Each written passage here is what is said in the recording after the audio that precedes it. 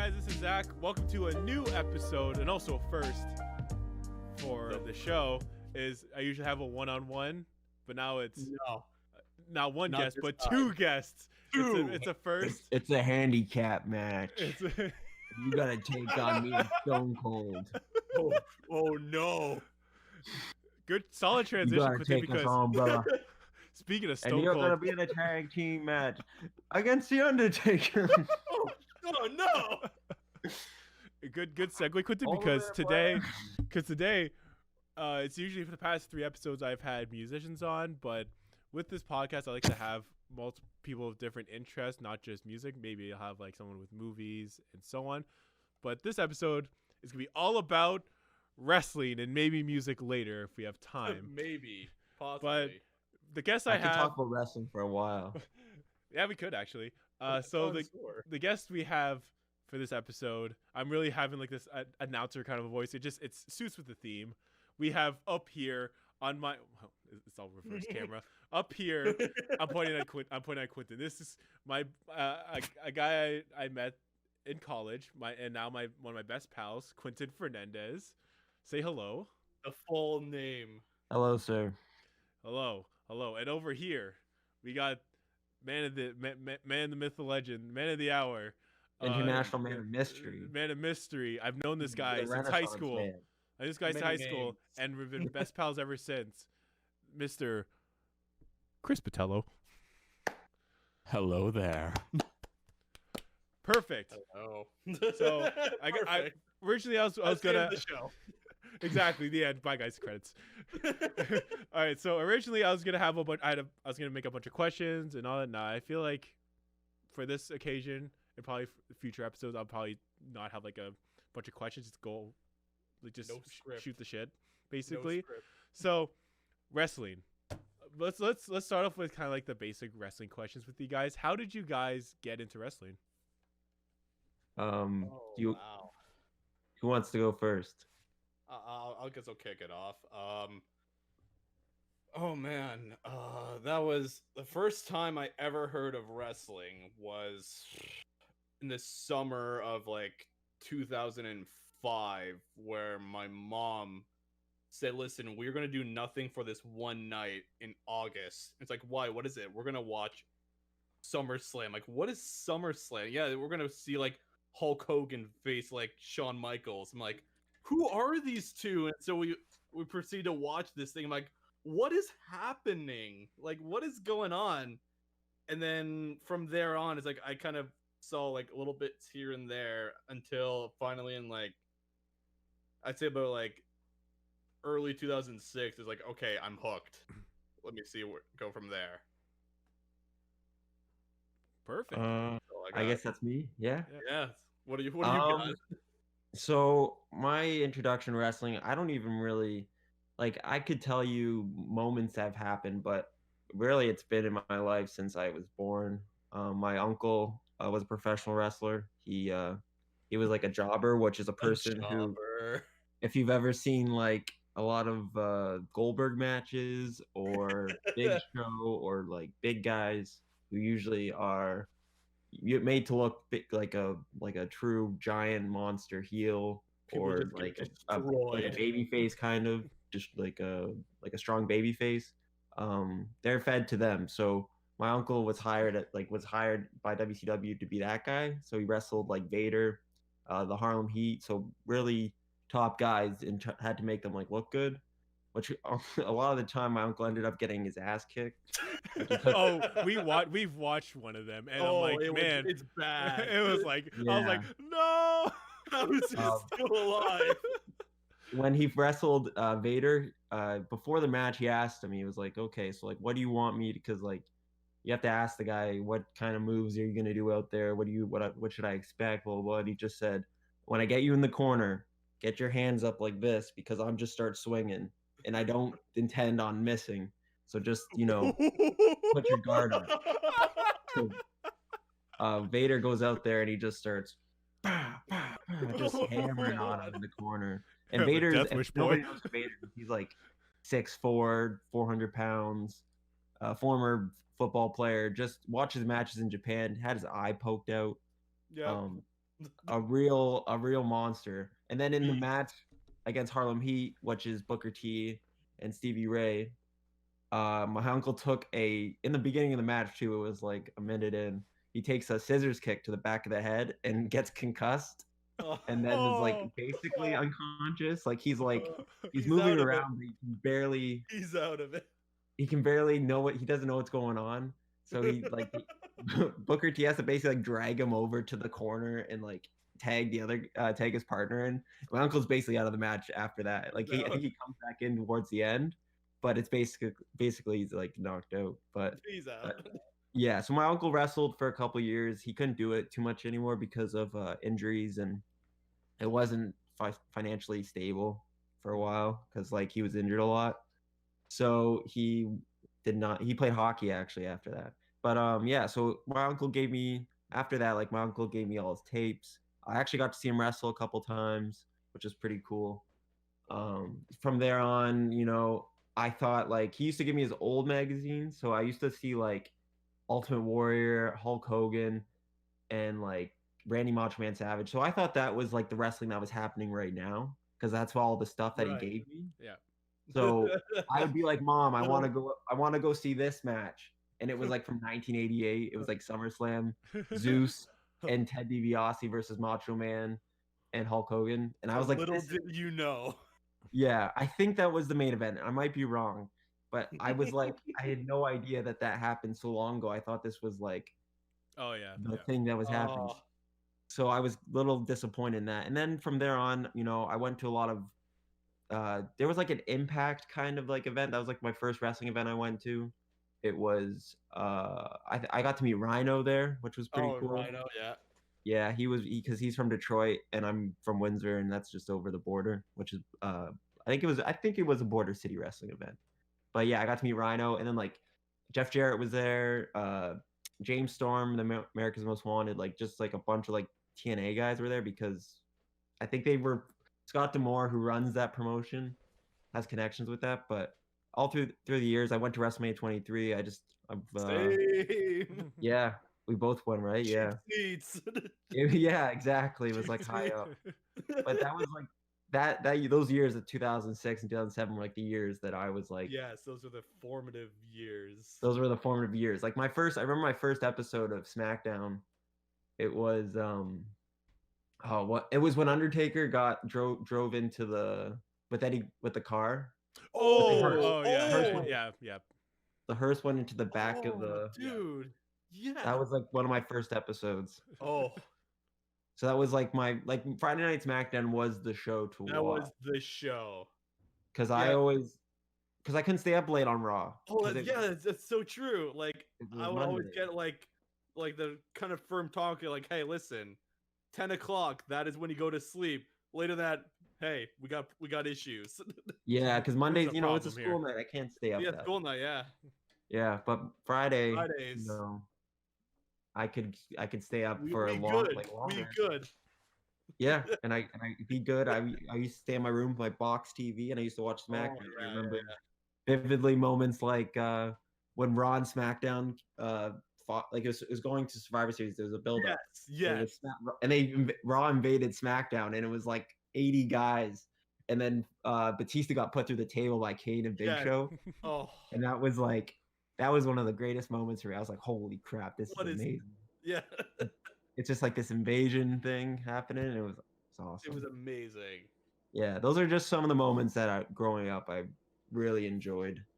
Oh, amazing. Got me into wrestling. Yeah, awesome. I guess I could say what got me into wrestling, kind of. It's way not as cool as Quinten or Chris is. I know. I mean, I guess both my brothers, they shout out to my brothers. They both were really into WWE. I think it was around the Attitude Era is when they were watching. So it was like I was also the youngest. So obviously, I'm the training dummy. So yeah, I get. They're like, "Hey Zach, we're gonna body slam you on top of our bed, and then slam right into forever." And or do all these we'll do the arm bar. What's the arm bar? All that and all that. So yeah, I've been around people like my brothers were around huge fans of WWE, and also in elementary school, everyone almost every everyone was like talking about it. At least for me, like all the boys like, did you catch that Rey Mysterio match with like whatever happened? I'm like, oh, and I kind of like went along with it because I was like, I don't want to seem like I'm not cool, not watching wrestling. You gotta be in the know, Zach. Come on. Exactly. And then I kind of like then later like my brothers like grew up and stopped watching it. I know my one brother Ethan, I think he still watches like when it's like the huge events that happen. Right. So I know he watches those, He's but a casual. He's a casual watcher. But for me personally, because I gotta thank Quinten over here for I don't know if it's rekindling or getting my interest into wrestling, because back in college, reigniting Ignite Radio. So we so we got so I just remember first talking to Quinten. One of the first things, like, I love wrestling. He's like going off like talking about all this stuff, and obviously like I'm then that's how I got Quinten to meet Chris, is because I remember Chris always talking about wrestling. Like, man, these guys need to meet. I just remember I wish I had it recorded. I looked into his eyes and I knew this is my homie. I wish I had it recorded. It was a beautiful moment. I was just staring. I was sitting there in awe. We're going to a local concert show, and I was like, yeah, Chris, come along, and Quinten, you should come meet Chris. And there we were just in line, and you guys just started going off about wrestling. Yeah, I think I made a stupid reference about, like, I don't know, something about Triple H or something, and you just went, what the fuck did he just say? Like, just like, wait, hold on. I'm like, oh, I get you. yeah, there was like a clicking moment where I just made like a stupid reference. Stupid joke. Yeah, and he was just like, oh, he gets it. Like, he gets it. Yeah. Big brain. Big brain. You just thought I was some casual. Huh? No. No, I knew my shit. But yeah, once in a while I was in college with Quinten, he would sometimes show like, yo, you gotta check this out, and he like show like a little like clip, like a wrestling clip or something. I'd watch wrestling, like mostly like Japanese wrestling in class, and guys would be watching around my computer like, dude, what is that? Like, what are you watching? It's art. What is it? Look it up. Yeah, it's like, dude, it's Kota Ibushi versus Kenny Omega, and you gotta respect it. Respect. Yeah. That's a foreshadowing for later, but after that, I kind of like again like went back to like not really watching because Quinten would always be the dude to like show me all that. But during the beginning of when lockdown first happened, I just something got to me. It's like, I think I was on Twitter. I think something, I can't remember what exactly happened. I remember Chris, Matt McMuscles, because he's a huge. He always tweets about like New Japan and everything. So I think he posted. I can't remember what it was, but it was like a clip. Right. I'm like, yo, this is sick. And then I remember. I think I messaged Quinten. I think both of you. I'm like, yo, let's like watch. Show me wrestling. Show me wrestling. Like and that's I feel like I love like the WWE matches you showed me, or the WCW matches, but I feel like I gravitate more towards the New Japan matches because I feel it's really hype. Both are hype, but I feel like something about New Japan, it's really cool to me. It's like fast paced, fun. Kota Ibushi is my favorite wrestler right now. Again, foreshadowing for later. Kota Ibushi is my favorite wrestler. He's great. But yeah, like these two are the reasons why like I'm even into like wrestling right now. He's double champ. He's dual champ. Double. I know for me, when I compare like WWE and New Japan, it's that Japan always, at least even still to this day, they still treat wrestling as like as a sport, whereas WWE, they treat it as what they call sports entertainment. Where it's a lot more goofy or a little bit more like ridiculous storylines that are some of them are still controversial when you look at them even right now, which I don't even know. Versus where Japan is like, oh, I just want to kick your ass. Oh, you have the title. Oh, let's fight. Simple. Yeah, no, it's Purasu. If that's Purasu. It's definitely the where it's at for me. Like I enjoy. That's what I watch all the time. Is like I don't watch. I watch WWE. Like I keep up with it, but I don't sit down to watch Raw or SmackDown very much. Not like I used to. Not like I used to. And once I was in high school and I found like New Japan, That was it. It's Like game getting it over. from MPWG, like that was huge.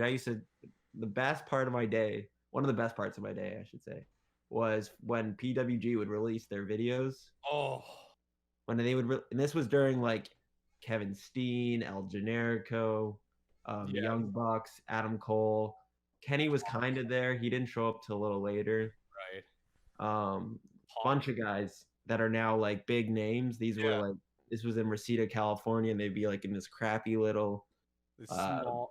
It was like smaller than a bingo hall, but like it wasn't even a bingo hall. It was like almost like a church kind of, like a bar, like a community center. Like it was nothing, and those tickets would sell it so fast, and they would have the craziest crowds. It was just magic every night, and everything was awesome. It was some of the coolest wrestling. They'd have funny like shticks like that didn't, and like they were gimmicky, but it was really well done. Like when you saw it, you were like, that's awesome. That's great.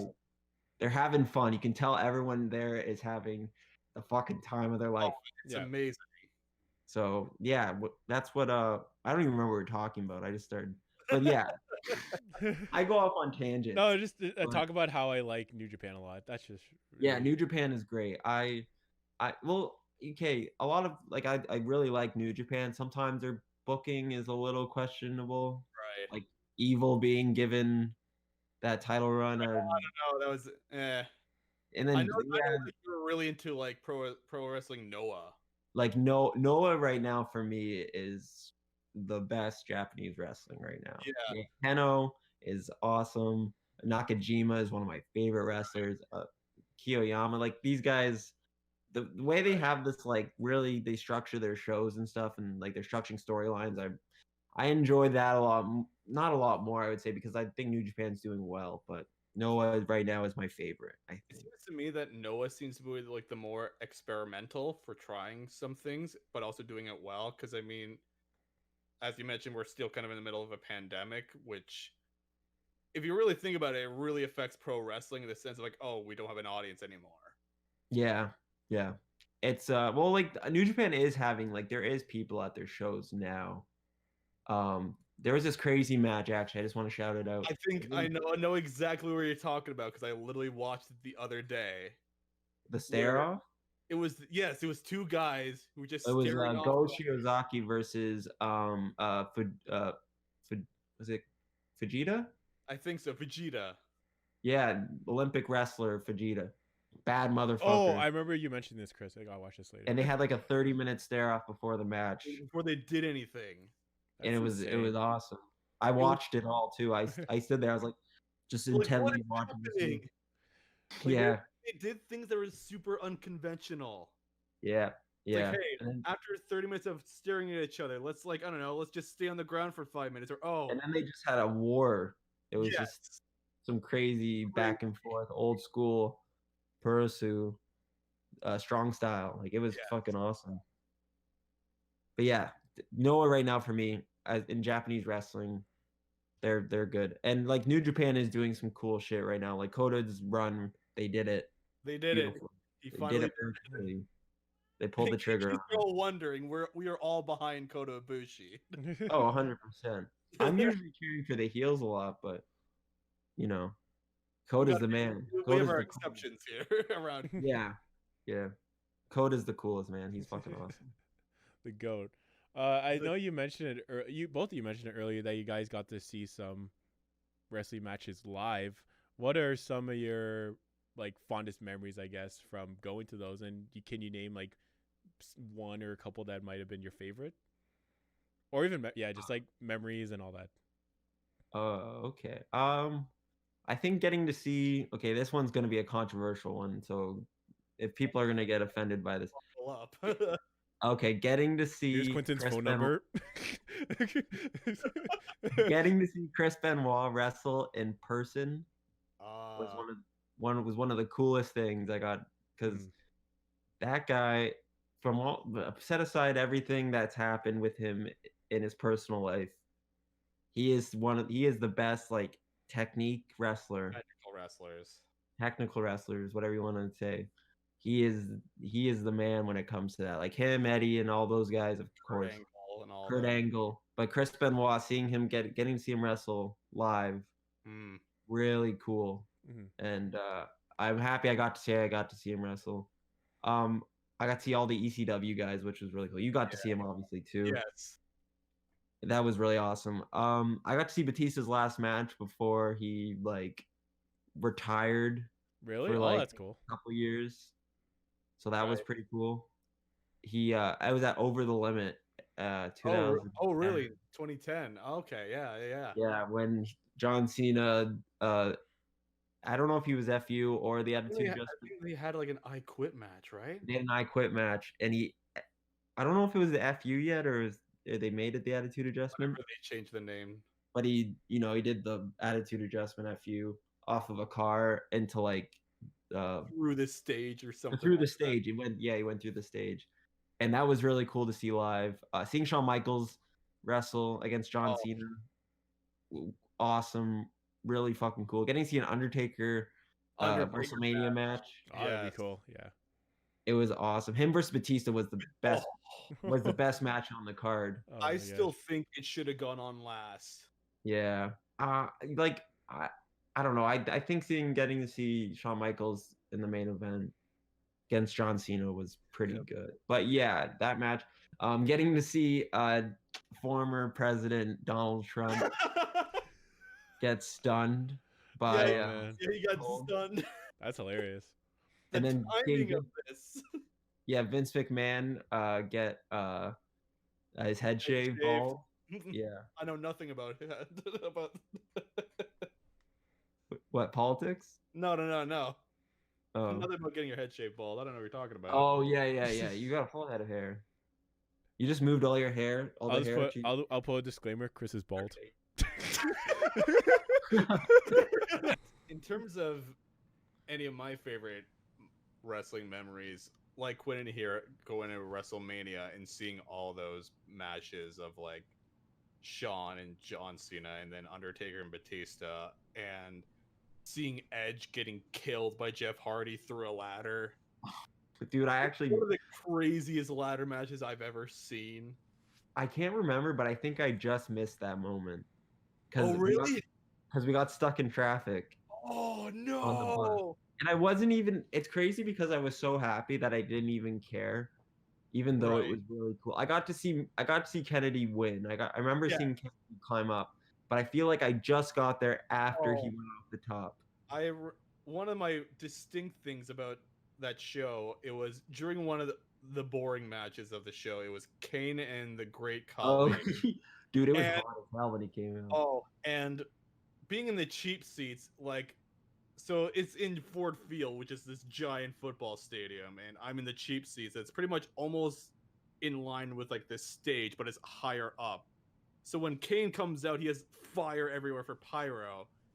Now, for me, I wasn't really focused on their boring match because I was busy watching down below the crews trying to put out the fire that was lighting up the entire stage. I'm like, oh no, this is going to be a problem if they don't fix that. I think I actually remember that as well. Like, I remember being fixated on it too. I was like, dude, how are they going to get that out? Like, it's a fire. Like, yeah, this is an issue. This is a fire hazard. Some other distinct memory I have is later that year when they came to Toronto. I think it might have been a night or two after when Randy Orton started kicking people in the head as his big thing. The punt. So, the punt. So he had this match. Is that what it's called? Yes. It's called the punt. Yes. Yo. I know. Check out my new move. Punt. He started doing it. It was like he was taking out people left and right. He did it to John Cena's dad. What? He did it to John Cena's dad. That's hilarious. Maybe I'll put a clip right here. There it is, right there. We're gonna go. So he had this match with Rob Van Dam, and he just annihilated him. I think it might have been his last match, or maybe one of his last couple before he left WWE. But just Like, the when way he sold the RKO really good. Oh, But he had a God. really great sell. it looked like he literally broke his neck. It was like the most gross, disgusting thing I've seen. It's basically a common thing on the indies now to sell the cutter that way. Yeah. But RVD doing it was like that was like the first time someone did like a head like how you'd sell a DDT.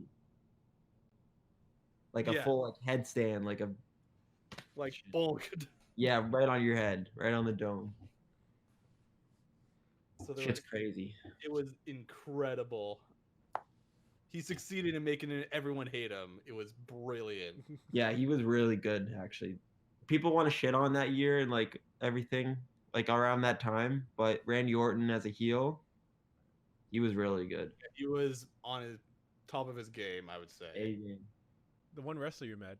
Well, how about that one, Chris? Oh, that's right. Yes. I can't remember. That's actually very convenient. So I actually have it right here. Wow. So in 2006, it was for like one of my buddies. His name's Aaron. Shout out to you, Aaron, if you're watching this. If you ever do. It was a live event in Niagara Falls in like September, and out in like the kind of like the parking lot, we saw Batista having popcorn, and we're like, "Yo, can we?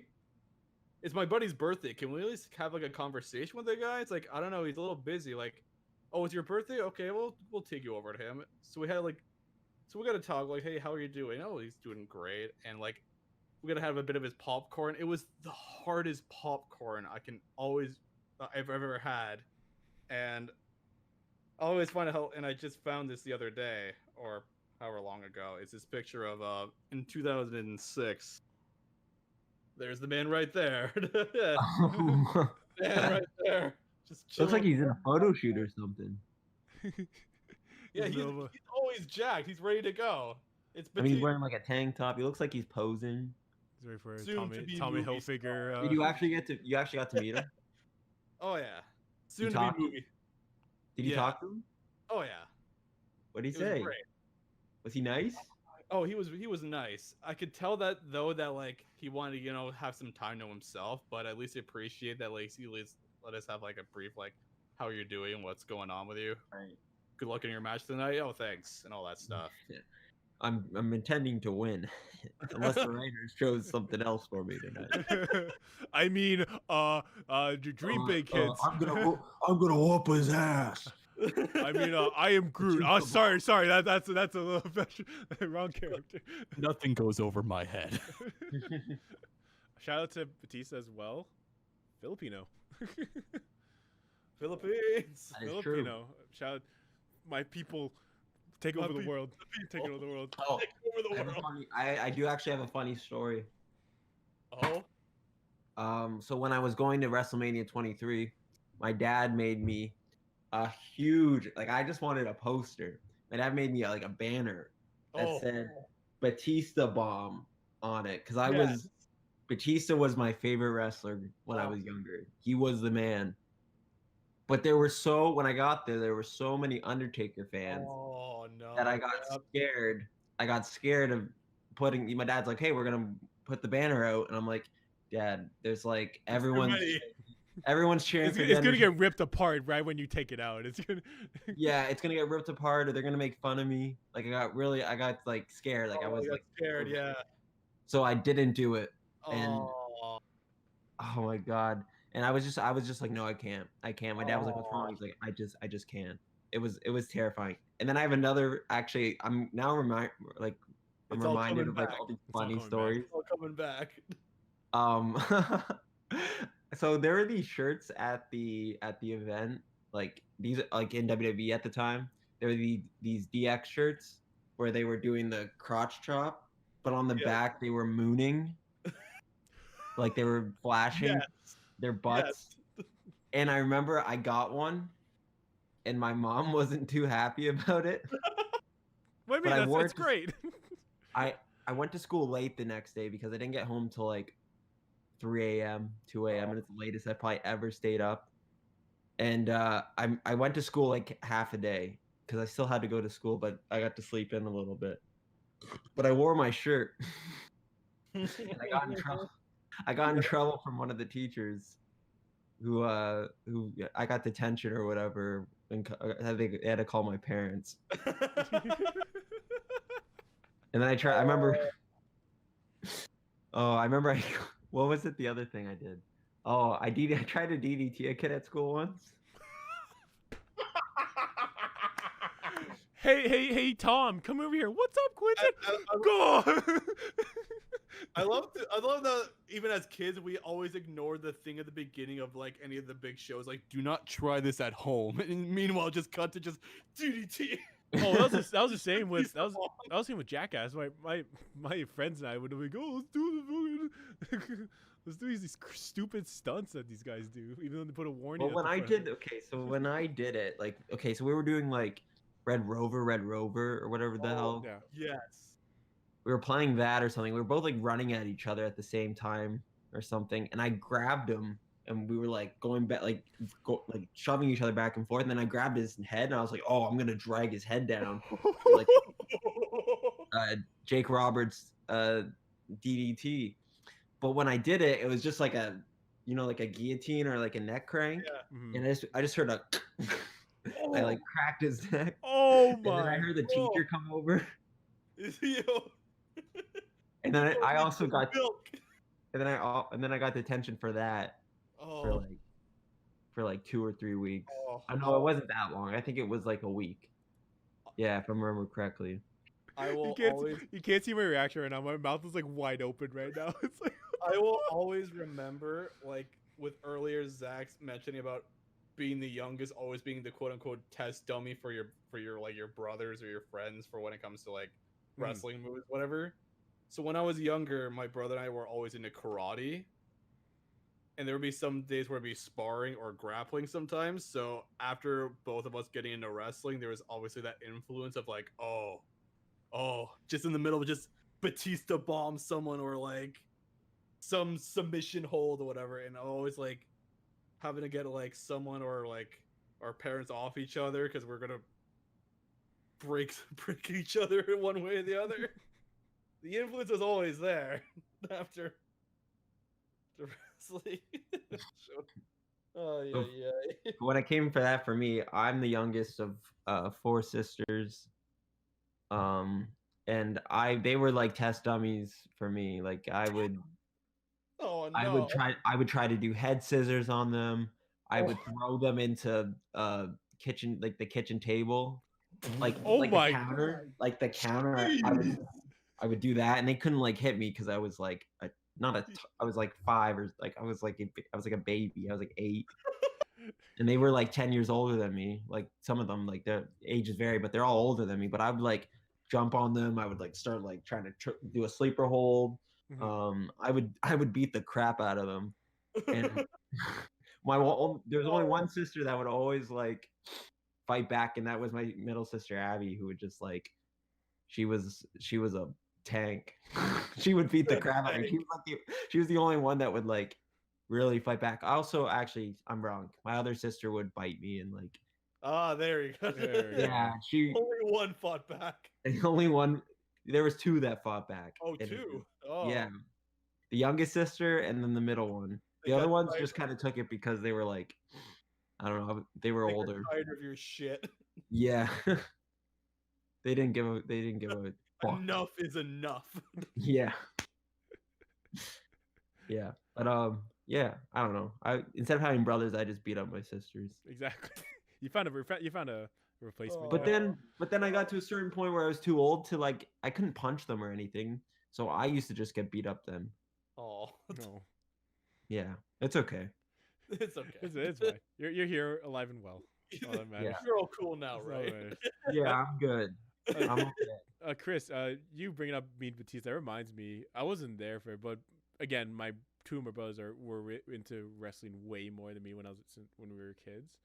So I remember I can't remember which wrestler, because I know my mom telling me about this, but I guess there was a wrestler that was like showing up, like doing like an autograph session at a local Toys R Us here, like the Toys R Us near Limeridge Mall. That one. Yeah. And there's or was it a Zellers? I can't remember. Either one. It's like The it's old like autograph session with this guy. Be there, whatever. And I guess they were in line. My brother and my mom were in line for like I think an hour or two, and then they cut the line, and I guess they weren't able to get it, and I guess my brother was obviously crying. My mom's like, "We're not doing that ever again," because they're just like you're waiting in line for like an hour or two. They're like, "Oh yeah, you can't. Sorry." It's like, Was this like a WWE? I believe so. I get the feeling this seems very familiar. Yeah, I don't think local wrestlers do Toys R Us. I don't know. I just Like a meet and greet or something like that. meet and greet, whatever. I think I remember seeing a blog. I remember here's a poster or like an advertisement I've seen of like Chris Benoit at Toys R Us. Come meet Chris Benoit at Toys R Us, whatever date or whatever. Oh, He's doing a tour of Canada's Toys R Us. Yeah, Same exactly. with Edge, I think. Oh, Edge. I think it was, I don't know, it was something, but I just remember, I just imagine that situation going down, because I could just like totally understand if I was in that situation, like, yep, never doing this again. If I had a kid and they were like, of course I'll be down to bring him, but it's like, and then they tell me, oh yeah, I gotta wait like 2 hours, and they're like, all right, we can't bring any more people. I'll be like, yep, we're not doing this ever again. I know for me in that kind of situation, as long as you're with like a group of people that can also talk for a while, at least discuss, I think it's okay. Because I remember, I think it might have been before, like probably early 2007 or late 2007, getting picked up from school by my mom. Was like, she's like, hey, are you ready to eat your vitamins and say your prayers? Like, what do you mean by that? It's like, yeah, so we're going to Toronto to actually do like some like meet and greet with like Hulk Hogan. I'm like, what? Okay, all right. So I think it might have been like the first time one of the first times going to like Toronto, and it was really cold out, having to wait out in like the cold for like an hour or two. I'm just like, oh man, when is he gonna get here? But thankfully it's like she had some friends of hers that were like also like in the Hulk Hogan, so it's like, okay, at least we're all talking about the same thing. Mm-hmm. Because that was always important, because like in that situation of like, oh, we're here for 2 hours, oh, screw that, I don't know anybody. But it's like, okay, if you have like the right group you can actually discuss to keep yourself busy, yeah, you'll be fine. I think just in general too, even when we're in line waiting for a local show, there's like times like where that way, like thank goodness I like in the beginning of high school, like end of grade 9, grade 10 and 11, I was just going to shows by myself. And there's times like I'm just kind of standing there like, please open the door, I want to go inside. It's like, but as I got more and more people to it, it was like even better. Like when you start becoming like the familiar face to people, it's like, oh, it's you again. Hey, what's up? Yeah, exactly. Yeah, I actually never really got to go to like, because I'm from like a pretty small town, so there wasn't like, I don't think there was many Windsor meetups with WWE wrestlers or anything. And if there was, I don't know, I wasn't there. But where's my invite? Where's my invite? I met Rhino, but that was like at a border city, and he wasn't affiliated. He was with TNA. But like, actually, I did meet Al Snow, who did train my uncle. At Border City. I didn't know that. Yeah. He actually my uncle turned 50 this year. I got him a cameo of Al Snow. So that was pretty cool. So he got to do like a tiny little like catch up, and he just said happy birthday to him because they haven't seen each other probably in like 12 years. That's cool. But Al Snow was wrestling on one of the Border City shows, so I got to meet him then. And we got to like cut the line and go see him because I don't know, because my uncle was like, hey, Al, it's blah, blah, blah. And they lived together, and he trained with him and all that stuff. So that was pretty cool. But I got to meet Finn Balor. That was in 2015, I think, or 2016. Okay. I think 2016, I think it was. He was, I think he was NXT champion at the time, but he was. I took the train. I took the train from Windsor to Toronto with my cousin. My cousin Mikey, who was he's not really into wrestling anymore, but at the time I got him back into it after going to a local show. So I got to meet Finn Balor, and it was like my first like big trip, kind of by myself, to kind of just go to Toronto from on a train, Yeah. and it was really cool. My sister lives in Toronto, so I got to stay at her apartment, and we were waiting in the heat and stuff, but it was it was a long wait, but it was worth it. It was really cool, and he was the nicest, most handsome man I've ever seen in my life. Let me tell you, he's so cute. He looks cute. When we say Kota Ibushi's like a handsome Yeah. guy, Finn Balor's like up there. He's up there. He's up there. What? He's up there. He's up there. He's up there for sure. I guess going along the topic of just meeting wrestlers, is there a wrestler that you want to meet, alive or dead? You could be like, what wrestler would you want to meet, alive or dead, and like have like maybe like a proper day to hang out or even have a conversation with? Oh man. Probably have a couple, but the one that comes to mind is my favorite wrestler of all time. Well, maybe not of I would say maybe all time, but like it's tough. Current wrestler that like he doesn't wrestle anymore, but he did just he just retired recently. Katsuyori Shibata Okay. is like my favorite wrestler. I love to meet him. I think he would be really cool.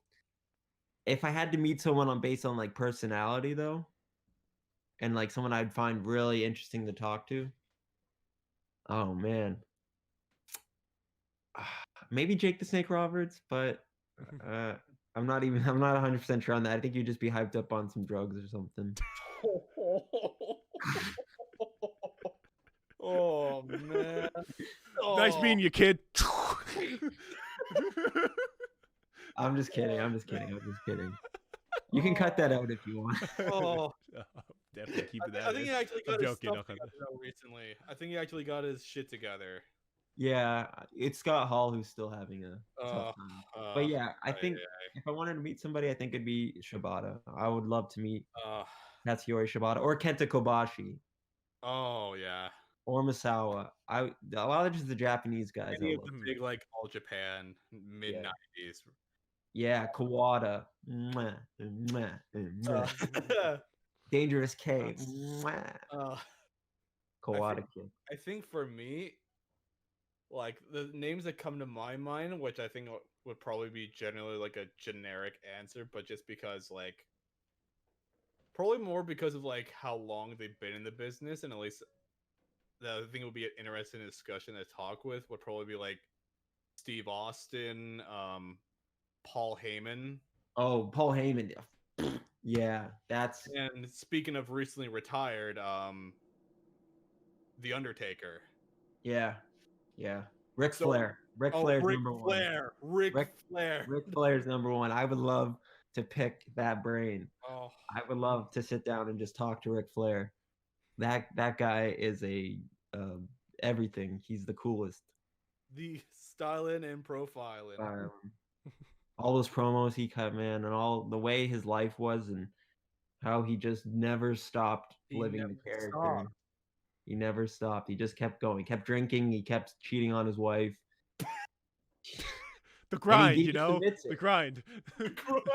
No, he just admits it. Like, this isn't like, oh, like I just like, like how guys just do it because he has like an addiction. Like his whole character is like an addiction to it. This guy, like all he does is just lives this character every day. He drinks every day. He's always drunk. He's never been sober. He's never been sober, and he just admits to it. It's just like, I want to be a good dad. I want to do this. He loves his kids. He just can't live that lifestyle. The only lifestyle he knows is of a pro wrestler.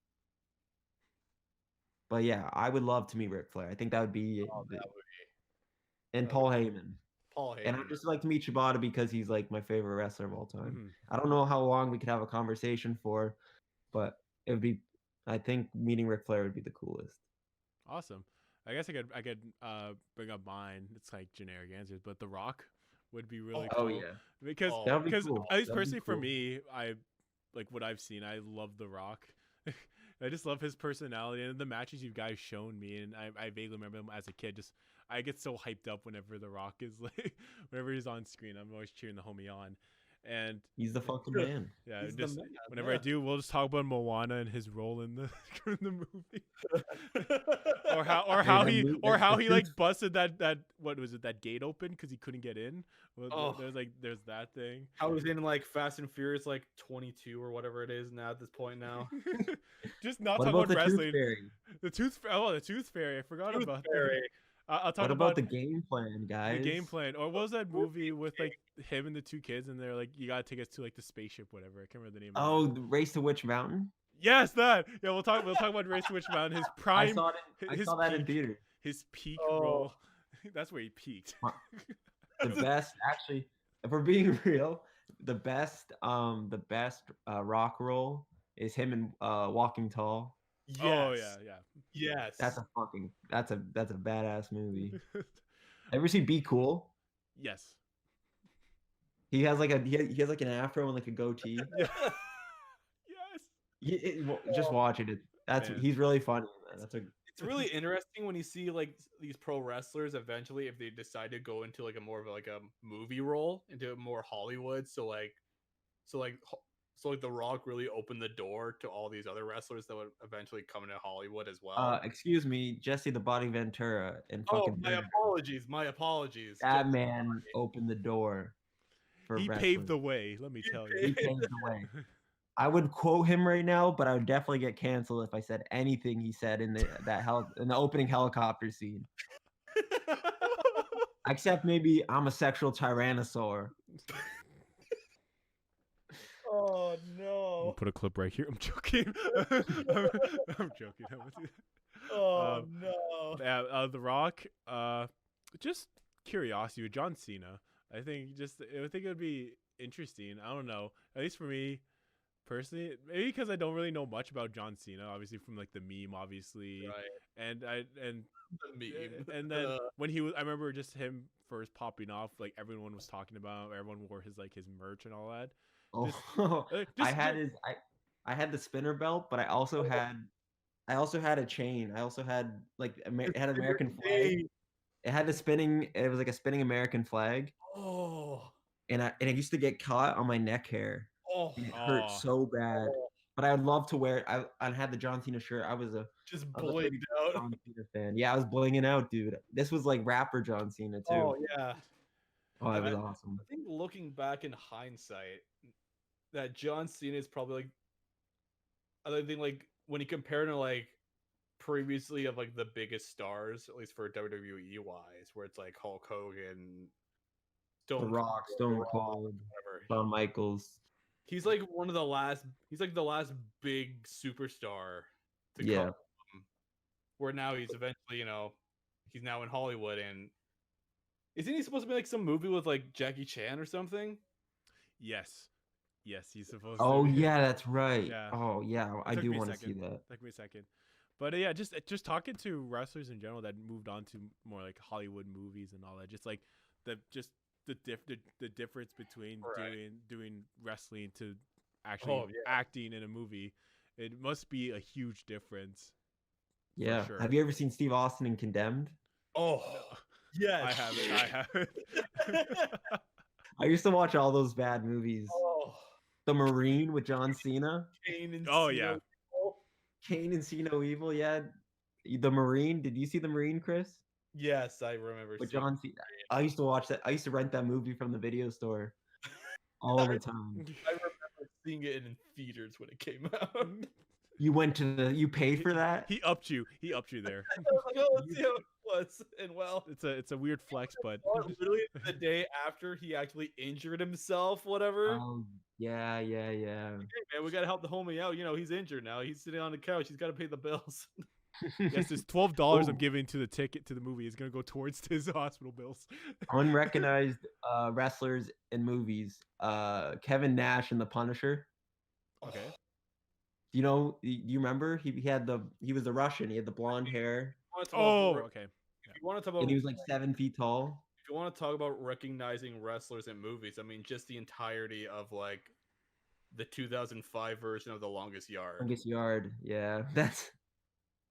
That was before even Great Khali was actually like in Yeah. WWE, wasn't it? Yeah. That's insane. Yeah. We That movie just has like almost every wrestler ever. we gotta talk about underrated. Gremlins 2. Hulk Hogan shows up and he's like, "You are too loud in this theater. Y'all need to be quiet." He just rips his shirt off. That's an iconic scene. Very iconic. Yeah. Very iconic. But yeah, Andre just the Giant, I guess, and that's a classic. Princess Bride. Princess Bride, yes. That's the OG. All to do doggy battle. I mean, of course, say about Batista in like Guardians of the Galaxy, Guardians, yes. Marvel. Yeah, he's probably the most recent one, other than like The Rock and John Cena.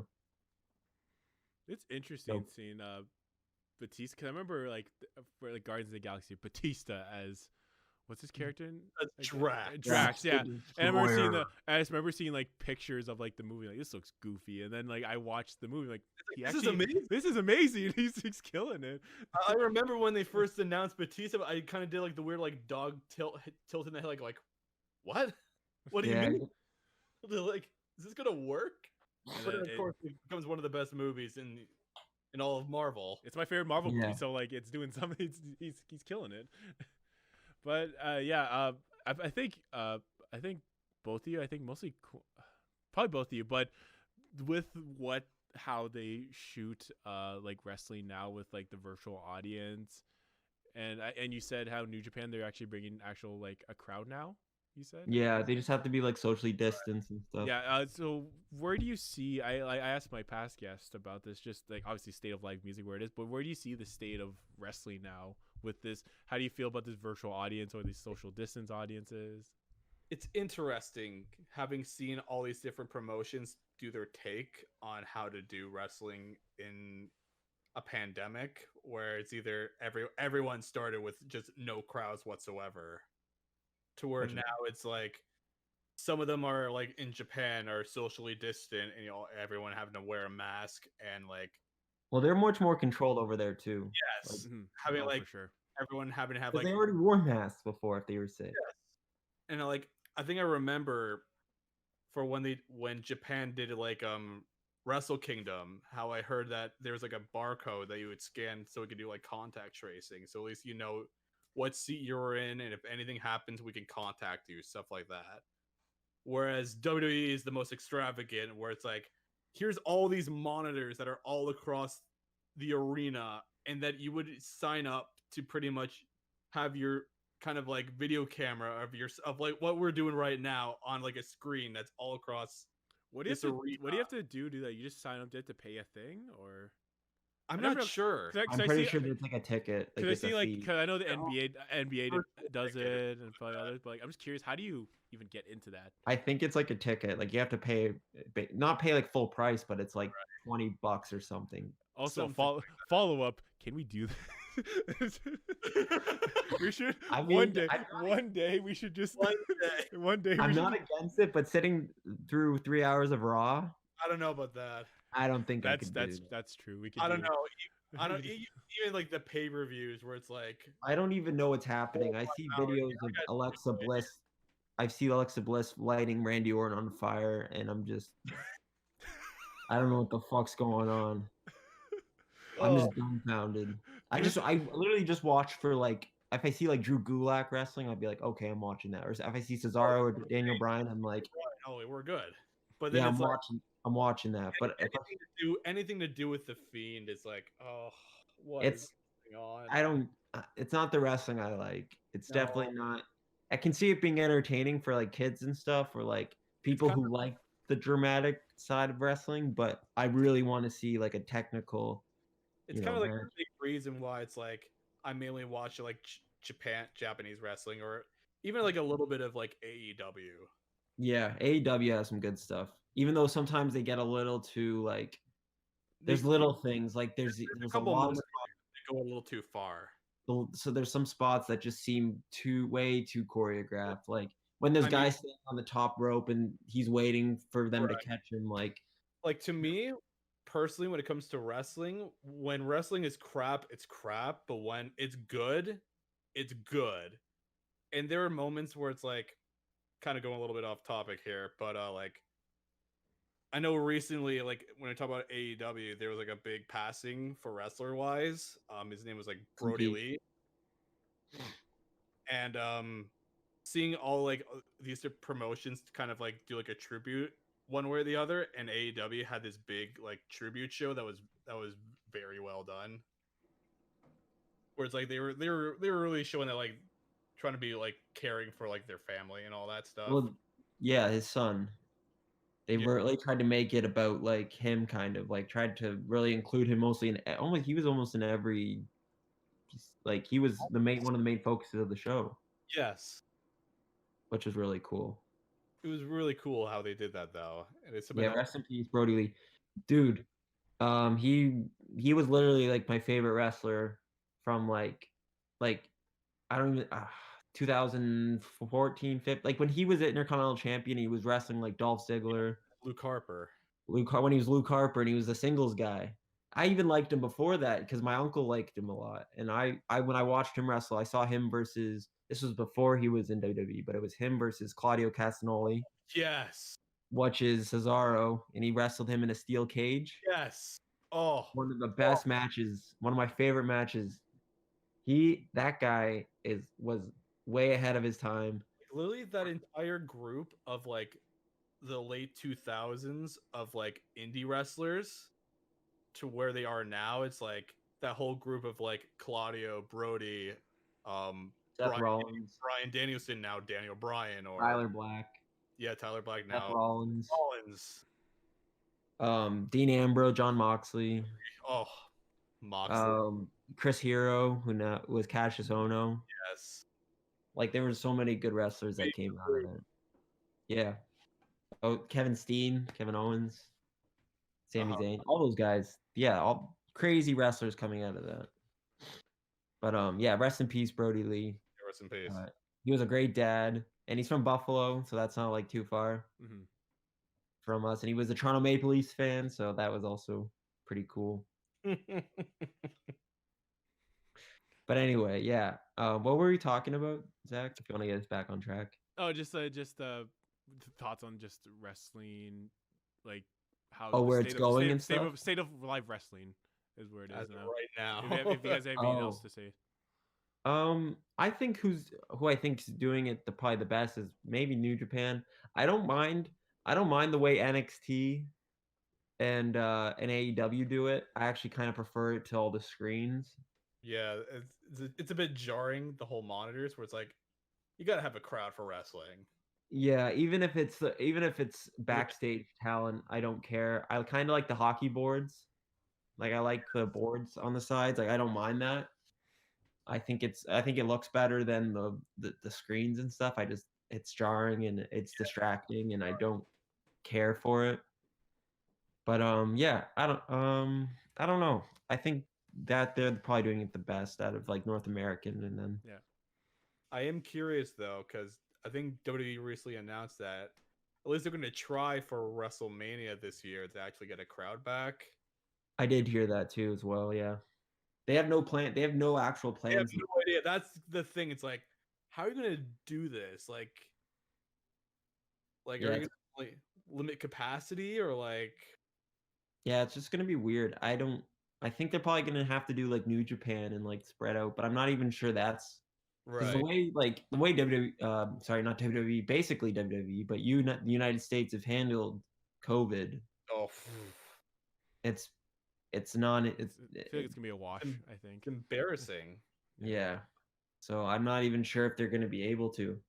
But I know California just lifted the stay-at-home law or whatever. So I don't know what's happening.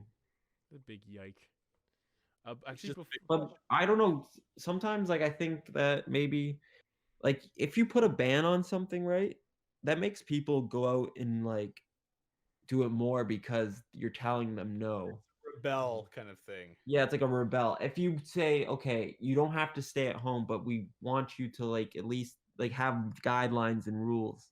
If you don't make it a big deal, I don't know if maybe that less people like will be enabled to go out and just do whatever, right? I don't know, but there's too many question marks when it comes to I don't want to get controversial and whatever. But who knows?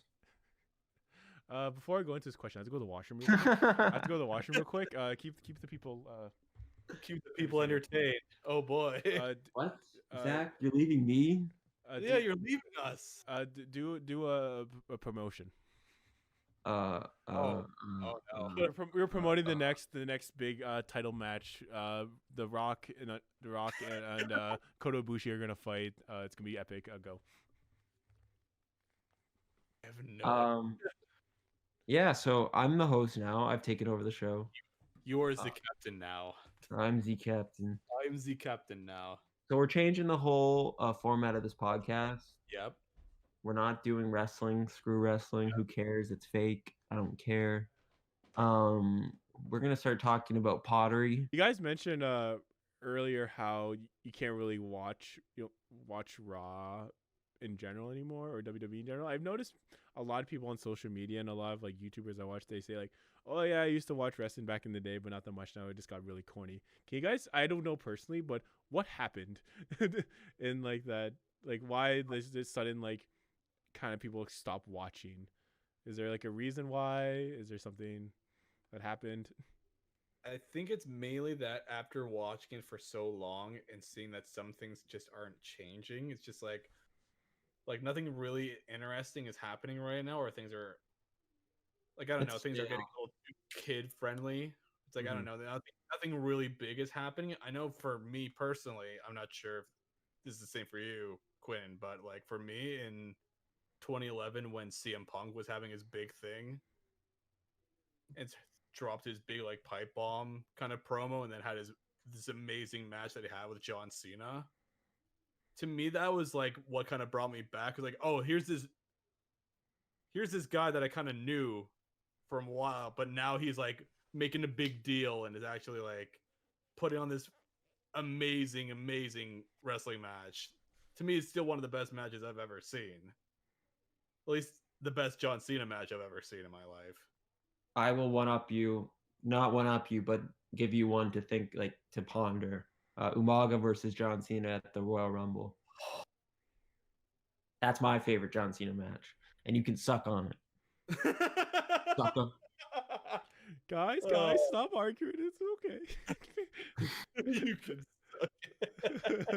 suck. Anyway, no, but that's a good point. That's a good point. Yes, so from an amazing John Cena match. But anyway, you were saying about like what kind of like why why are people kind of like not really focusing on Raw or WWE in general? Do you want me to go into it? Yeah, go ahead. Okay, yeah. So even for me, like I had a break from wrestling altogether from like grade 6 maybe, grade 6 to grade 8.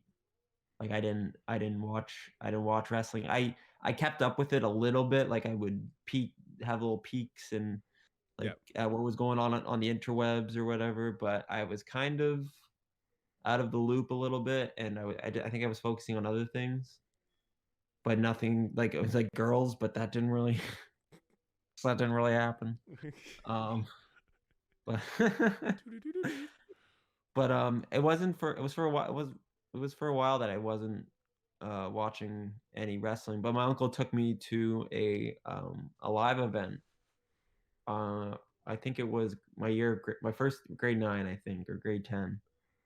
And I don't know, just being in that atmosphere, it wasn't even really a good show. It was decent. Like, it was, thinking about it now, it wasn't that great, but being just at a live event kind of just kind of reignited that love. And I went home and I bought merch, and I was just enthralled, and I got right back into it. Like, didn't even miss a beat. And I kind of still knew what was going on, so it wasn't like I was totally out of it.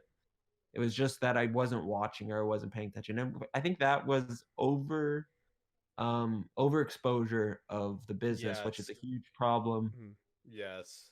Even now, way more, because it's getting even progressively more exposed. Having the same guys on every episode really tires an audience out. Because, like, think about, like, let's say back in when it was like Saturday Night's Main Event or like this is the 1980s WWF. You wouldn't see Hulk Hogan would show up for an episode and it was really special, and then you wouldn't see Hulk Hogan for like because they were only probably an hour, like a couple weeks or months, like a week or a month or something. So when he came back, it was this big deal. It was a huge deal for the audience and people watching because people didn't keep up with tapings. Like growing up, I would just look up what happened on the taping results or stuff like that because I read the dirt sheets. But before that didn't exist, so people didn't know that Hulk Hogan, when he would be back, or if it was a surprise when you tune in or whatever. And then maybe another episode, Randy Macho Man Savage and Ricky Steamboat would be the main focus, and then you wouldn't see this feud for a while, and it would just and feuds used to last for a year or two. Like it was they were way drawn out, and it's different. It's a lot different. You can't do that anymore because we're in a consumer society where different. We're in more of a consumer.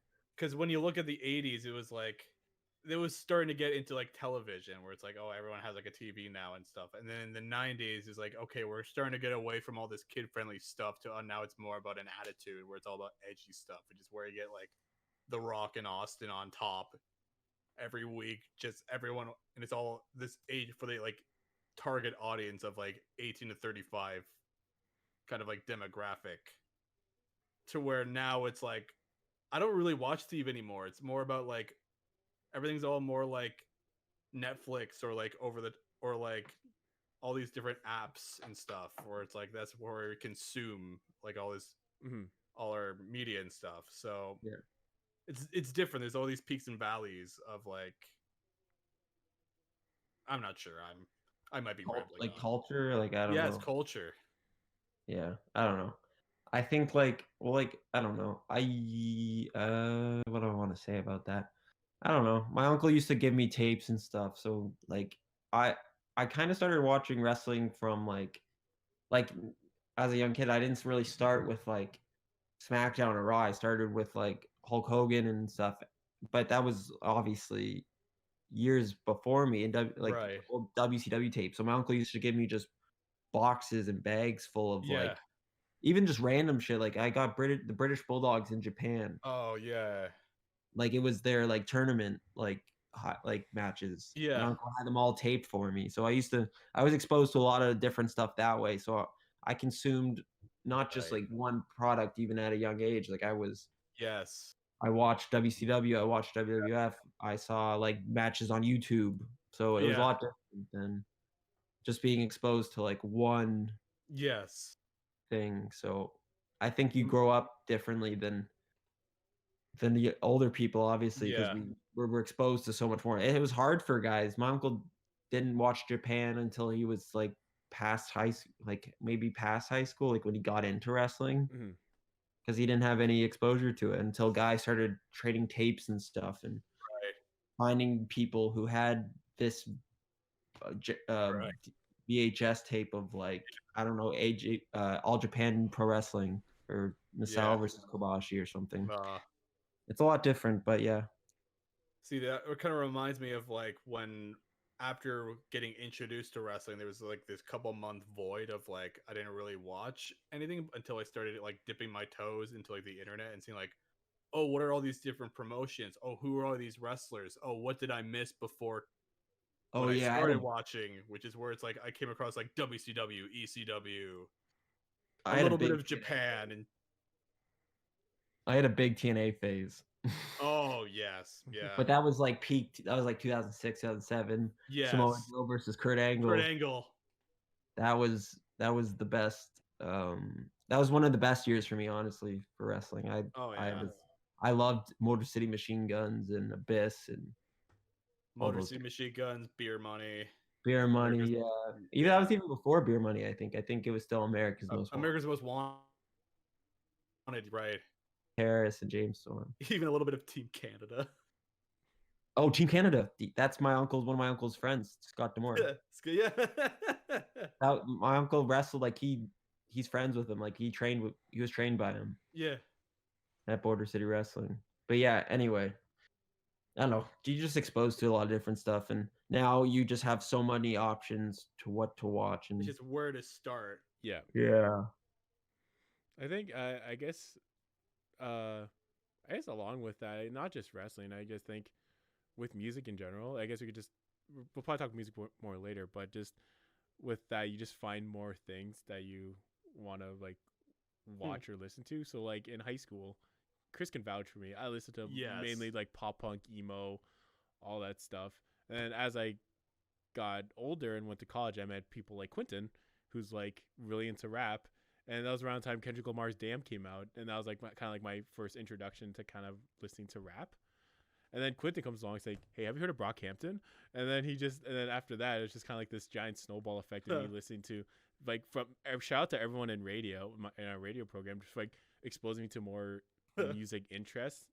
Because as I get through like college and now, I feel like I don't know who's the hot pop punk band now. I just kind of listen to like mostly rap now, and obviously K-pop, but I listen to more rap, EDM. I dip my toes a little bit into country now. Just all this stuff. It's just it's like the same thing where you kind of there's a point where it's like you kind of get not fed up, but you're like, all right, outgrow it. Like, give me something different. Yeah, you outgrow it. It's interesting seeing for me like the parallels between like when it comes to like wrestling, but also music, where it's like it's way easier to get into things as long as someone actually like kind of say, hey, try this out, whatever. Or it's like, because I mean, before like near the end of high school, I was mainly listening to a lot of like generic radio, kind of like the big kind of like what was big on the radio, and then it's like, then like Zach's like, hey, listen to some of this, whatever, and it's like. That's when I started like listening to more like independent music, whatever. It's like, oh, I'm hooked, and I've been like kind of going down and like just uncovering music that's like, oh man, if I wish I listened to some of this sooner or whatever. It just opened up all these different genres of like, man, I've been missing out, man. Well, that's how I feel. Like, even with like heavy music, like I listen to like your bare bones, like Metallica, Little Pantera, just like the known bands like Iron Maiden or whatever. Yes, yeah. But then Zach showed me Code Orange and like, well, yeah, they were. I think they were just Code Orange still at the time, or like they were Code Orange. Yeah, Code Orange Kids was like a thing, and like Code Orange Kids was like 2013, 2014. So yeah, that was way before. Code Orange. It was Code Orange, yeah. But yeah, you just like you showed me like a lot of like different bands and stuff. So I had like a very like skewed view of like heavy music because I mostly listen to like rock and like I don't know, little indie music and stuff and rap, obviously. But you showed me like much more heavy music, and that got me into like death metal and black metal. Yeah. And like a lot more. Like I listen now to like some. I went beyond that. Like I've just escalated to heavier. just seeing you on social media and just seeing like what you're listening to. I'm like, huh. It's like so I get curious. I get curious too when I listen to something, and I dig it a lot. But yeah. It's cool. It's weird and cool at the same time thinking about like what you listen to in high school is completely different. To tell at least most people, it's like, completely different to what you listen to now. It's just one of those like you can't judge it like a book by its cover, or it's like you see like an album art where it's like here's the letters that are like barely legible. It's like what is going? I can't even read this, and then you listen to it like, oh, I get it. Yeah, no, but like that. It's not even like I don't know. Like I do look at the album art, and I'm like, okay, like that looks sick. I'm gonna listen to it. Obviously, that's huge. But like, I have to trust the person who. Yes. Recommend like a give and take kind of like. Yeah. I don't know, cause like I could look like the shirt I'm wearing right now. If that's the album cover, I'm listening to that because that looks fucking hard as shit, and it's gonna fucking be, just fucking like obnoxious, like. Probably it's like D beat, so it's like super fast paced power violence, like Weekend Nachos, like if you're listening to Crossed Out, they're heavy ass fucking like grindcore power violence band from California. Yeah. But yeah, if that's the album cover, I'm listening to it. But I have to also tell someone should like I want to trust the person that's telling me, hey, listen to this shit. Like I trust the person's word over like the aesthetic of like the album. Over like album cover, yeah. I trust like a friend's review other than like a generic kind of like review of like, oh, this is from like some website or something like that. It's like, okay, oh, you listen to this? Okay, I'll probably listen to it. Yeah, exactly. It's funny you mentioned that. I'm like the opposite. Freaking shout out. Hey, Anthony Fantano, if you ever for this, you're the reason why I get into some of the stuff I listen to now. It's just I remember watching him back. I think, oh my gosh, like beginning of college, like and like around that time. I remember just again, I was just really skewed and just listened to like those pop game emo, and he would like listen to. I can't think on top of my head, like Pimp a Butterfly. Like, yo, he gave it a was it that like he gave it a 10, or was it he gave it a 10, right? Yeah, you give it a 10. Yeah, he's like, yo, this is a 10. Why is this a 10? And I listened to him like, oh, okay. And then I can't name it any on top of my head, but I remember, Daft Punk Random Max's Memories. It's the reason why he's the reason why that I even caught wind of that album, because that's my all-time favorite album. And just I remember seeing that review first come out. Even though he gave it, I think it was like a 7. I listened to it, and it was like a different. It like blew my mind listening to that. Yeah, just like literally, like literally what you're saying reminds me about how I feel about when he gave the review for Daughter's album, "You Won't Get What You Want," which to me, it's like looking back, it's like, man, I don't think I would have bothered listening to it if I hadn't watched this review. And I listened to it, and like, this is the most terrifying album I've ever listened to at that point, but this is done so well. And I remember after going fully through it and actually listening to it, I remember a month or two after first listening to that album, I met up with one of my like early childhood friends who I hadn't seen in a long time, and he asked me like, hey, what music are you listening to right now? And I mentioned like To Pimp a Butterfly to him, like, oh, that's nice. What else are you listening to? And I mentioned that album, and it's like, I've never heard of that. I'll give it a shout. And I'll always remember the message that he gave me about what he thought about it, which was, I think it was something along the lines of like, if a plant ever listened to this album, that plant would die. It's just the most dreadful, like, wow. But to me, it's like, that album changed my life. It changed my life.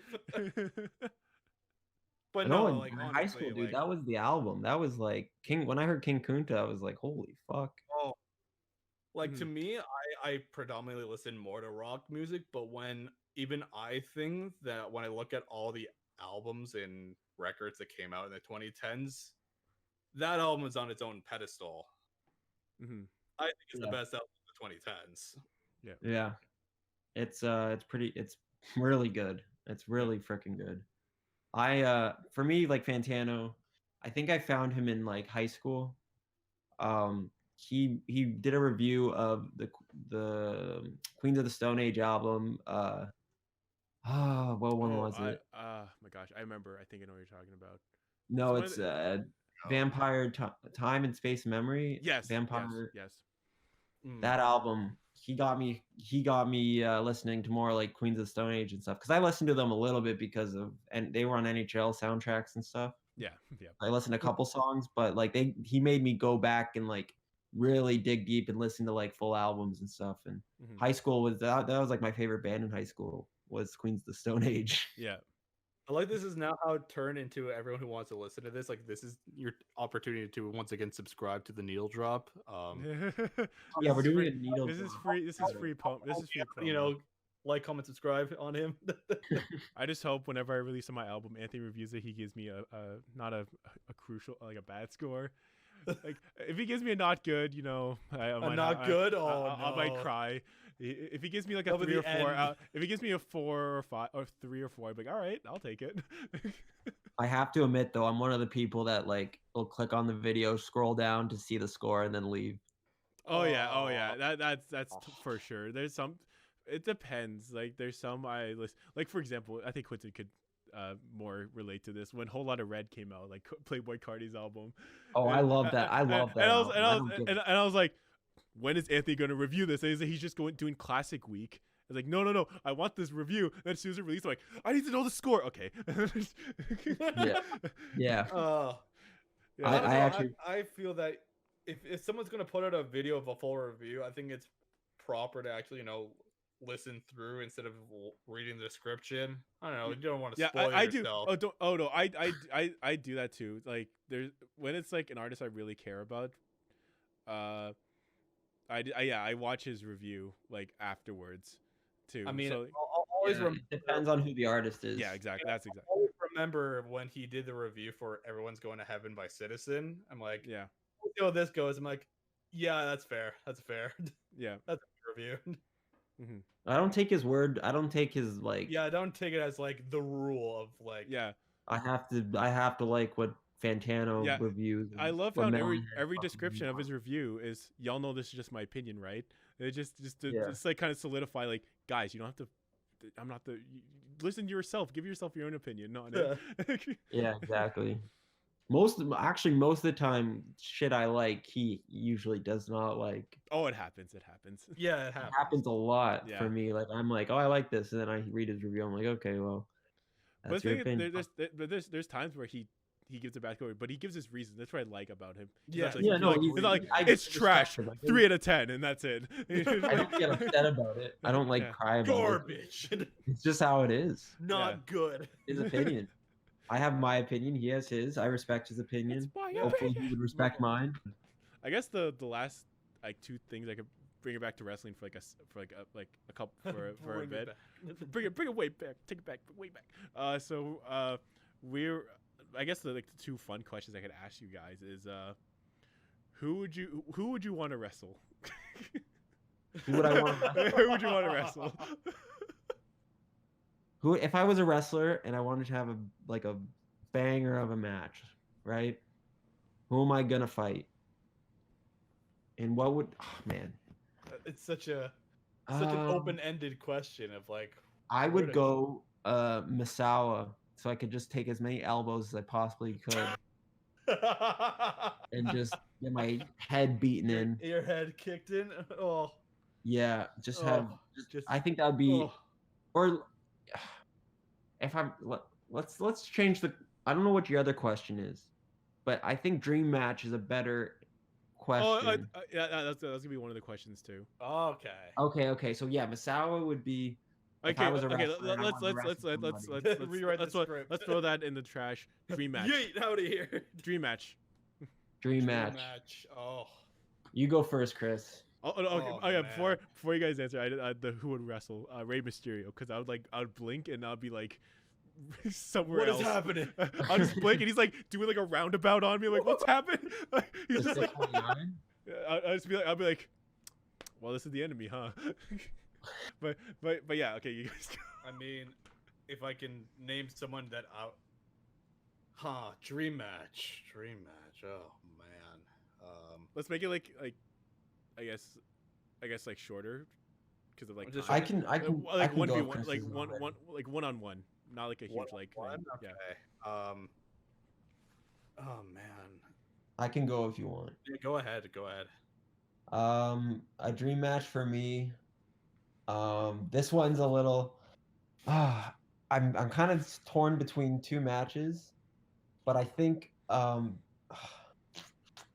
had to pick 2 wrestlers. I think Cesaro versus Kenta Kobashi. Oh, would be a really cool match. Wow. I think that would be really awesome. So I think I'd go with that. And then maybe for another match, Tomohiro Ishii versus Dr. Death Steve Williams. Would be really dope. That sounds really cool, actually. I'm not gonna lie. Oh, to me, there have been so many in the last couple of years. It was like I've thought about it, but then it's actually happened. It's like, oh man, what's left to attain here? At least for like an actual legitimate kind of like. Ooh, can I just mention one? Yeah, go ahead. Samoa Joe versus Tomohiro Ishii. Oh my! But like 2005 Samoa Joe prime. In his prime? Oh. Yeah, just prime Joe versus Ishii would be incredible. That'd be so good. I swear it hasn't happened. I don't think it has. I mean, I'm not sure if this has happened. Just thinking about it right now, you can correct me if I'm wrong, but Kenta versus like Shinsuke Nakamura, when like I think that might have happened. maybe I don't know. I think that happened. Maybe I don't know. Maybe it hasn't because I think he was in New Japan when Kenta. Honestly, maybe it hasn't. Maybe a tag team. Maybe I don't know. No, there has been tag team matches with Kenta. Because I think of like, because when I think of like dream matches that I've thought about happening but have happened is like where it's like AJ Styles and Finn Balor. Oh, that happened. Yeah. Then about like right when he left WWE, it was like, oh man, if Moxley got in the ring with Ishii, it's like, oh well, that happened immediately. Well, that's what I try to do. I try to make matches that where guys are from like two different eras, or not eras, but like I definitely know they've been in different paths, like at the times and like timelines right. wise. But yeah, no, they'd never face each other one-on-one, so that's definitely a match you could do, and it'd be awesome. Right. I think that Prime Kenta versus Shinsuke. Prime Nakamura. Prime Nakamura would be awesome. But they have done like tag team matches when like New Japan and Noah were a partnership.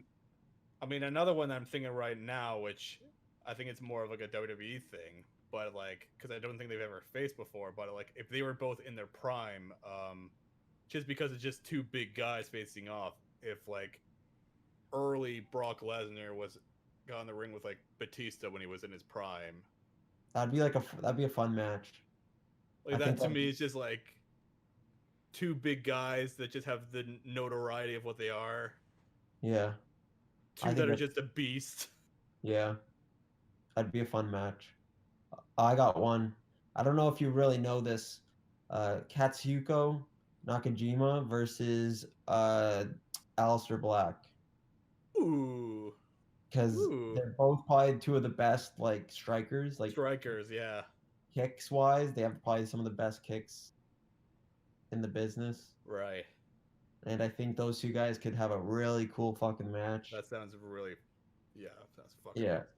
That would be really good. I'm trying to think of a cool match now. What do you think, Zach? I got one more. Oh. Brody Lee versus Yoshihiro Takayama. Oh wow. That would just be a hoss. That would just be a fucking war between those. A war. That Necro Butcher versus Takayama. Hey guys, we're here to tell you about the best match ever: Necro Butcher versus Samoa Joe from Zero. Oh, dude, the greatest match of all time. If I had to pick the GOAT match, that's the GOAT match. It's so brutal. I've watched it like 15 times probably. I made a tweet. If I can find a girl who likes Samoa Joe versus Necro Butcher as much as I do, somebody they're the one. Find her for me. Like, I'm dying over here. Oh. That match is incredible. I love it's so raw. They just go in there. Okay, wait, before we talk again, have you seen Dragunov versus Walter? Oh.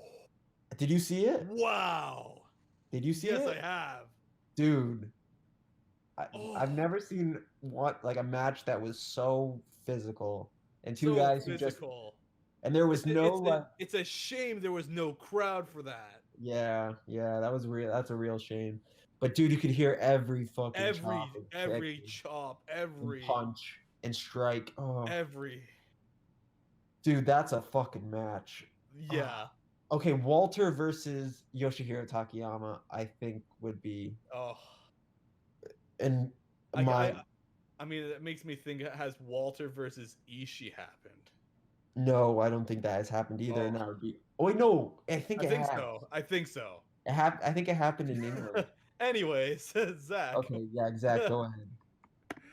I assume it probably happened where Hayabusa versus Kota Ibushi would be a great match. Oh. Okay, now I'm done. We're done. I'm seriously done now. We gotta let our host talk here. Yeah. Finally, I'm joking. I assume it has happened before where they have like a really tall wrestler versus a really small wrestler.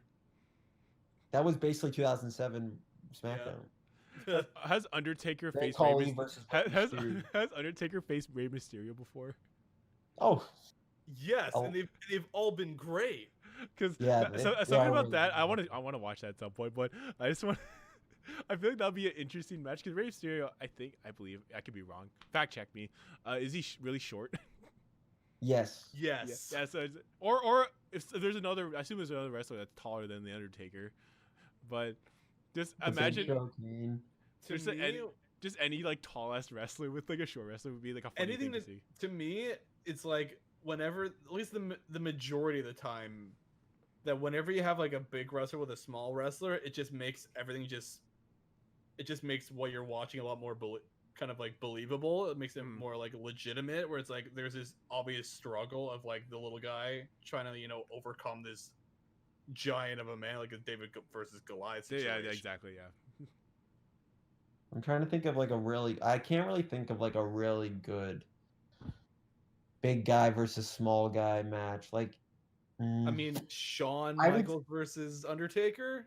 okay, yes, but I don't think of Shawn Michaels as like Yeah, a real he's not guy. small. That's the thing. Yeah. He's like 6'1" and like 230. Right. He's not really that small. Okay, here's a match: Kento versus Yoshihiro Takayama. That's a good small guy versus big guy. That's a fucking match. But like I think like I'm pretty sure Undertaker and Rey Mysterio have had really good matches. They've had really good matches. I just can't. I honestly can't think of like it probably main evented like a SmackDown or something. Oh, had to have. Eddie Guerrero versus Brock Lesnar. That was From Backlash, I think. from No Way Out. No Way Out. Yeah. That was yes. That is That was the a good perfect match. example. That's a good big man versus small man match. But I can't think of too many. Mostly because a lot of the big guys can't work that rate of like a Rey Mysterio. Right. Yeah. Oh Like my god, there's so many good dream matches I'm thinking of now. Yeah, but we don't have the time to talk about it. I know. We can save it for another time. Another. This is probably a quick one if you guys ever thought about it. What would be your finishing move? Dude, that was my entire childhood is thinking of what my finishing move would be. Oh. Actually, okay, so for me, when I was younger, I thought of this before. I know it was probably a move in Japan and like the indies and stuff, but I thought it was so big brain. I thought the double underhook DDT, the one that Jon Moxley does now. Yes. I thought of that when I was younger, and I'm like, what if the butterfly suplex was a brain buster? Like, I thought that was so cool. Like I used to, I loved drivers when I was younger. This is such a niche thing. Anything to do with like a pile driver or anything. Yeah, like if those indie like drivers. Anything about dropping a guy on their dome is just Michinoku driver. Like that was my favorite finisher. Probably growing up, I love that move, and I still love that move. I mean, one of my favorite wrestlers when it got into wrestling was like Rob Van Dam. So seeing him do like jump as high as he can to do like a frog splash and just destroying anyone he laid out, it's like if a bigger guy just jumped on a guy and just splat someone. Walter does that now, right? Oh yeah, and it's over when he does it. Yeah, and also Bronson Reed in NXT if you ever. Oh. He's like Australian. He's Australian. He has like he's Samoan. He wears like all the Samoans want to jump off the top rope. Yeah. I think he's like Samoan, or he's like he's from somewhere. Like he's like a tribal. Yes. Some kind of. I'm just gonna shut up before I get. Before you get before you get your facts wrong. But anyway, he's a good wrestler who's like a big man who works really well. But what the finishing? So you would do a frog splash, like either like splash? some frog splash or just any of the moves that are like a big like kind of just dropping someone on their head, like even as simple as like a pile driver or or Dodge style pile driver, or like honestly a move that I've always been like just like that is I don't think anyone would survive that is it's called the Vertebreaker. Yeah, homicide, the cop killer. Cop or The cop killer. he's called it the Cop Killer or the Gringo Killer. Either one, it's a fucking Either badass. one, it is a badass. He also has a finish. great lariat. Oh yeah. With the one he did to Brian Danielson, whatever you want to say, for the title, and the ROH crowd just explodes. Yes. Amazing. Really fucking good. Really I think good. okay. I think I have like a couple. So like a double underhook brainbuster is cool. I would also do like a strike. So I think I would do like just a basic like running knee strike to the head, or like a Yeah. spin, or like a spinning back kick. And then I would want to have like a submission hold because I like most of the Yes. wrestlers. I really like a lot of shoot wrestlers, like a lot of like Shibata, Minoru Yes. Suzuki, Takayama. Those are guys that those are my favorite. I mean, I know that like he uses it in my opinion too much, but when like Kenny Omega does like a V trigger on someone and it's just It's not that he does it too much. That everyone does one now. Everyone takes it too much. It's just everyone does a bicycle knee. Bicycle knee to the face. And then it's like a cut. Like this is an indie match. Bicycle knee to the face, reverse Rana, flipping Canadian Destroyer. It's just too much. Cutters, and then a 450 splash or something, then a dive or something. Like honestly, when wrestlers kind of have this big formula of like, oh, I'm gonna do this move, like literally a 5 moves of doom kind of situation where it's like I do the same moves all the time in the same situation. That's where it's like, at least be a little creative about how you approach it. Yeah, yeah, exactly. Like I get like the cells and like, oh, I'm gonna do like 5 moves in a row and then like the crowd's gonna pop or whatever. It's cool, but like I would rather just see someone get elbowed as hard in the face as possible. I'd rather see someone fucking bleeding. Oh, just like just someone getting kicked in the head or something. I mean, you just be like Shibata, where he just headbutts Okada. And it's not Okada's head that gets busted open. It's his own. That's the greatest New Japan match of all time. That's the best Okada match, in my opinion. No doubt. It's one of. No, it's for me. Obviously your opinion, but like that's yeah, of course. That's the peak for me because Shibata's just fantastic. But anyway, anything else, Zach? My finishing move would be silly answer would be, you know, like the Hulk did to Loki in Avengers. It's just like to the I don't think that's physical. God. I don't think physics really. That's why I said why I said silly answer. Silly answer would be that. Real answer, I would just do a bunch of flips and then mid-air I would grab their head with my legs and just do a flip and slam them into the crowd. Flipping Batista ball. Yeah. Again, physics don't exist in this universe. That's not the silly answer either. No, it's just, that's my real answer. No, or real answer. I'll do like a bunch of flips and crap and do like a cool kick at the end. Maybe that'd be my thing. Okay. The closest I can think of something that's realistic to that is when Rob Van Dam would do like the spinning heel kick off the top rope. Mm-hmm. He jumps off, just spins, and that's me, like, because I played so many fighting games. I'm like, hey, anything's possible. Like, yeah, it's like, I mean, you know what? I just saw someone do a shooting star press RKO. Oh God! Which is just like so unnecessary. It's the most absurd. Yeah, but I mean, go do it, I guess. Go if you do want it. to. See, the thing with my character, if I ever had like my own wrestling persona, I would just be the most extra, over the top, like I guess it could be another thing. What would you be like your wrestling persona? What would you be like? That's my wrestling finisher right there. Just a kick to the face. Just a Kawada kick to the fucking head. It's a roundhouse.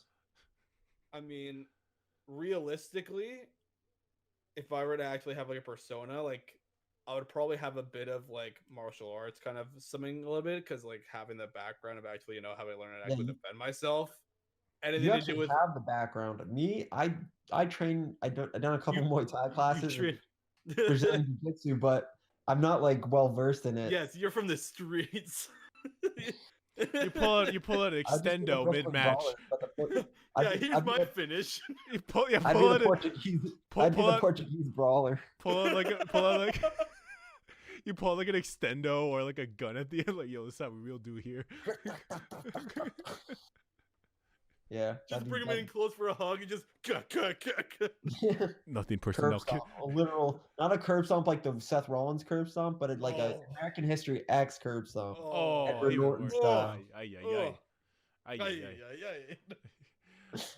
But yeah, I feel like would you say your persona would be like that though? What that? Yeah, Not- man. I would try to be as like a mixed martial arts background as well a little bit.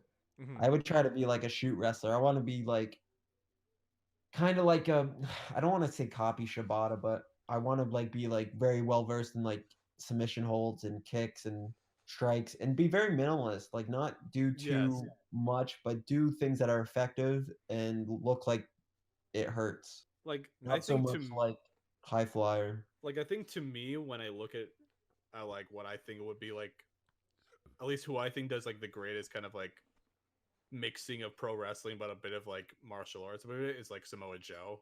Yeah, I would say low key, but he's too much of an idiot for his own good. Fucking dumbass. Love low key though. He's a great wrestler. Dumbass person. Oh boy. Anyway, but yeah, Loki does a great mixture of that too.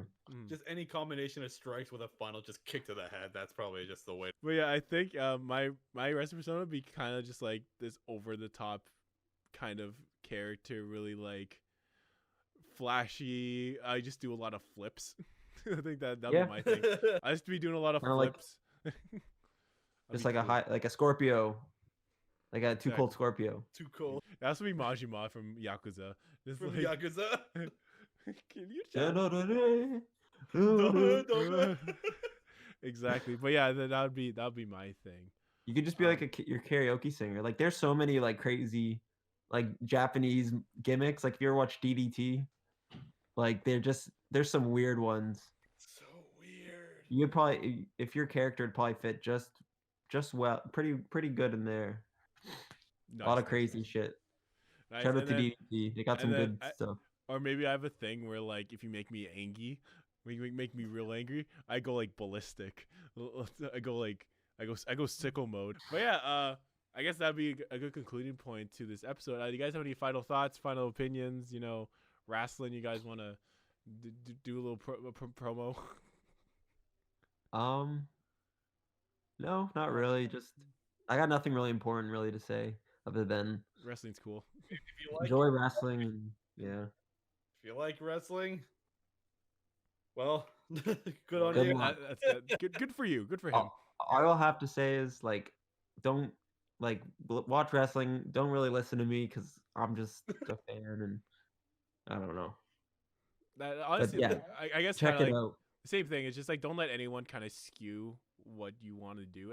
Oh, when I was younger, dude, this is actually a true story. Right. I brought a Triple H action figure to school, and I kept him on my desk. And like the bully kid who used to pick on me, who was like like a foot shorter than me. He went through my desk and found him and broke his leg.